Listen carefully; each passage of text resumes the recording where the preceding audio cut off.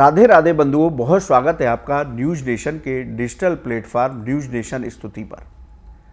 बंधुओं, इस वीडियो में हम बात करेंगे, नवरात्रि का पर्व चल रहा है तो नवरात्रि में कन्या पूजन किस विधि से करना चाहिए, किन बातों का विशेष रूप से ध्यान रखना चाहिए, कन्या पूजन क्यों जरूरी है, इन सभी बातों को लेकर के इस वीडियो में चर्चा करेंगे। बंधुओं, मैं हूं हरि गोपाल शर्मा। शारदीय नवरात्र का पर्व चल रहा है। साल में 4 नवरात्रि के पर्व होते हैं। एक चैत्र में होते हैं, एक आश्विन मास में होते हैं, जिन्हें प्रगट नवरात्र कहते हैं। वहीं आषाढ़ और माघ मास में गुप्त नवरात्र होते हैं।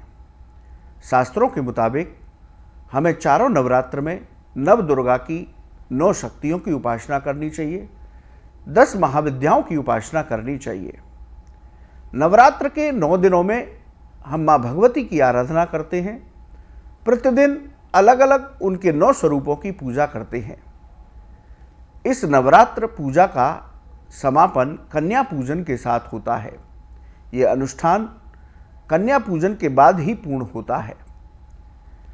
तो नवरात्र में हमें किस विधि से कन्याओं का पूजन करना चाहिए, जिससे कि हमें अपने नवरात्र पूजा अनुष्ठान का पूर्ण फल प्राप्त हो, माँ दुर्गा की कृपा प्राप्त हो, हमारे जीवन में सुख शांति समृद्धि आए, हमारे जीवन से कष्टों का निवारण हो। कन्या पूजन नवरात्रि पूजा का एक विशेष अंग है, बड़ा अंग है। नवरात्रि में सप्तमी तिथि से कन्या पूजन शुरू हो जाता है। तो नवरात्र में सप्तमी, अष्टमी और नवमी तिथि को कन्या पूजन किया जाता है। कन्या पूजन के बाद ही हमारा नवरात्रि का अनुष्ठान पूर्ण होता है। इसलिए श्रद्धा भक्ति के अनुसार, शास्त्रों में दिए गए नियमों के अनुसार हमें कन्याओं का पूजन करना चाहिए। कन्याओं में देवी का दर्शन करना चाहिए। शास्त्रों के मुताबिक कन्या पूजन में 2 से 10 साल तक की कन्याओं को ही भोजन करने का विधान शास्त्रों में बताया गया। शास्त्रों के मुताबिक 2 से 10 साल तक की कन्याओं के अलग अलग स्वरूप होते हैं। इन उम्र की कन्याओं का पूजन करने से हमें अलग अलग फलों की प्राप्ति होती है। देखिए, 2 से 10 साल की कन्याएं इन्हीं के बीच में लेनी चाहिए। वो चाहे कितने भी उम्र की हो, पर होनी चाहिए 2 से 10 साल की। उनकी संख्या, बहुत सारे लोग कहते हैं 9 कन्याएं हों। यदि ज़्यादा भी हो जाती हैं तो आप पर कृपा है माँ देवी की कि ज़्यादा कन्याएं आपके यहाँ भोजन करने आई हैं। तो इस तरह का भेद ना रखें कि 9 से ज़्यादा क्यों हो गई। तो 2 से 10 साल की कन्या को ही कन्या पूजन में भोजन कराना चाहिए। इन कन्याओं के साथ एक बालक को भी भोजन कराना चाहिए। अब यहाँ भी हम यही कहेंगे, यदि एक बालक से ज़्यादा भी आ जाते हैं तो मन में किसी तरह का संशय ना रखें। ये बात इसलिए कही जा रही है कि कन्याओं के साथ एक बालक होना भी जरूरी है। ये बालक भैरव जी का स्वरूप माना जाता है, माँ का गण माना जाता है। माँ अपने गण के बिना कहीं जाती नहीं है, इसलिए एक बालक का भी पूजन करना चाहिए। जब आप कन्या पूजन कर रहे हैं तो अपने घर पर पूरे भक्ति भाव के साथ कन्याओं को निमंत्रण दें। कन्याओं के आ जाने पर एक पात्र में उनके चरण रख करके उनके चरण साफ करें, अच्छे से उनको धोएं, अच्छे से फिर पोंछें। उसके बाद उनको आसन पर बिठा करके स्वच्छ स्थान पर भक्तिपूर्वक उनको भोजन कराएं। भोजन के बाद उनका तिलक करें रोली चावल से। भोजन के बाद उनको दक्षिणा और फल दें। और यदि आपकी सामर्थ्य अच्छी है तो आप उनको वस्त्र आदि, चुनरी आदि, पूजा की सामग्री आदि भेंट भी कर सकते हैं। ये आपकी सामर्थ्य है। इस तरह से दक्षिणा देने के बाद परिवार के सभी लोगों को उन कन्याओं में देवी के 9 स्वरूपों का ध्यान रखते हुए उनका चरण स्पर्श करना चाहिए और अपनी गलतियों के लिए उनसे क्षमा मांगनी चाहिए। इन सभी नियमों का पालन करते हुए, इस विधि का पालन करते हुए हमें कन्या पूजन करना चाहिए। अब बात करते हैं कि कन्या पूजन के दौरान हम किस बातों की सावधानी विशेष रूप से रखें, वरना आपका नवरात्रि अनुष्ठान भंग हो सकता है, उसका फल भी नहीं मिल सकता, उसके अशुभ प्रभाव भी मिल सकते हैं।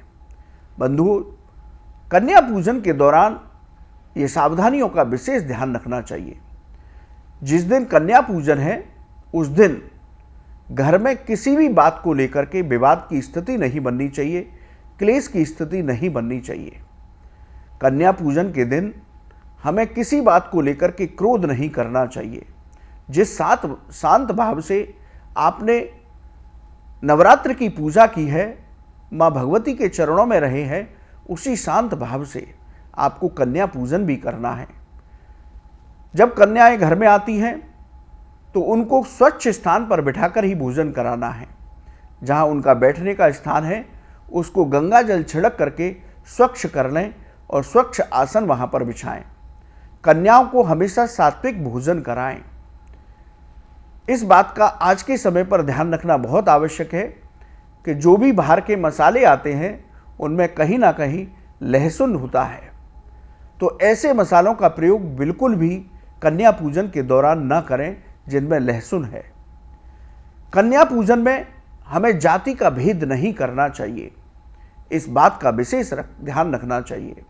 शास्त्रों के मुताबिक आप किसी भी वर्ण की कन्या का पूजन कर सकते हैं। शास्त्र कहते हैं कि यदि आप ब्राह्मण कन्या का पूजन करते हैं तो आपको विद्या, बुद्धि और ज्ञान की प्राप्ति होती है। यदि आप वैश्य कन्या का पूजन करते हैं तो धन धान्य की वृद्धि होती है। इसी तरह आप क्षत्रिय कन्या का पूजन करते हैं तो आपको आरोग्यता प्राप्त होती है और आपको शत्रुओं पर विजय प्राप्त होती है। इसी तरह आप शूद्र कन्या का पूजन करते हैं तो आपके पाप कर्म नष्ट होते हैं। इसलिए इस बात का विशेष ध्यान रखें कि कन्या पूजन में किसी तरह का जाति भेद बिल्कुल भी ना करें। ऐसा करते हैं तो ये महापाप होगा। कन्या पूजन के बाद आप अपनी गलतियों के लिए कन्याओं का चरण स्पर्श करते समय माफ़ी मांगें। माँ भगवती से इस पूरे अनुष्ठान के दौरान की गई गलतियों के लिए क्षमा याचना अवश्य करें। कन्या पूजन के बाद चरण स्पर्श करें। कन्या पूजन के दौरान बच्चे जब घर में आते हैं तो थोड़ा ऊधम तो करते ही हैं, इसलिए कभी किसी कन्या पर क्रोध नहीं करना है, उनको डांटना नहीं है, इस बात का विशेष ध्यान रखें। बहुत वात्सल्यमयी माँ हैं, उनको प्यार से बिठा करके रखना है। और जब कन्या पूजन हो जाए तो अपने घर के मुख्य द्वार तक जय माता दी करते हुए या नवार्ण मंत्र का जप करते हुए हाथ जोड़ करके उनको घर के मुख्य द्वार तक छोड़ करके आना चाहिए। इस विधि से हमें कन्या पूजन करते हैं, इन बातों का ध्यान रखते हैं तो हमें कन्या पूजन के साथ अपने नवरात्रि अनुष्ठान का पूर्ण फल प्राप्त होता है। माँ भगवती की कृपा प्राप्त होती है, 9 दुर्गा की 9 शक्तियों की कृपा प्राप्त होती है। बंधुओं, कन्या पूजन के बाद ही आपको उत्तम फलों की प्राप्ति होती है। शास्त्रों के मुताबिक ही हमें कन्या पूजन श्रद्धा भक्ति के साथ करना चाहिए। माँ की कृपा से हमारी सभी संकट दूर होते हैं। माँ की कृपा से घर में धन धान्य आता है। माँ की कृपा से घर में मांगलिक कार्य होते हैं। माँ की कृपा से आपका वैवाहिक जीवन उत्तम होता है। तो माँ की कृपा पाने के लिए हमें नवरात्र में विधिपूर्वक कन्या पूजन अवश्य करना चाहिए। बंधुओं, ये वीडियो आपको कैसा लगा आप हमारे कमेंट बॉक्स में लिखें। या ज्योतिष और धर्म से संबंधित कोई भी आपका सवाल है तो आप हमारे कमेंट बॉक्स में लिखें, हम उसका जवाब अवश्य देंगे। आप न्यूज़ नेशन के डिजिटल प्लेटफॉर्म पर जुड़े, आपका बहुत बहुत धन्यवाद। शारदीय नवरात्र हम सभी के लिए मंगलमय हो, यही माँ भगवती से हमारी कामना है। राधे राधे।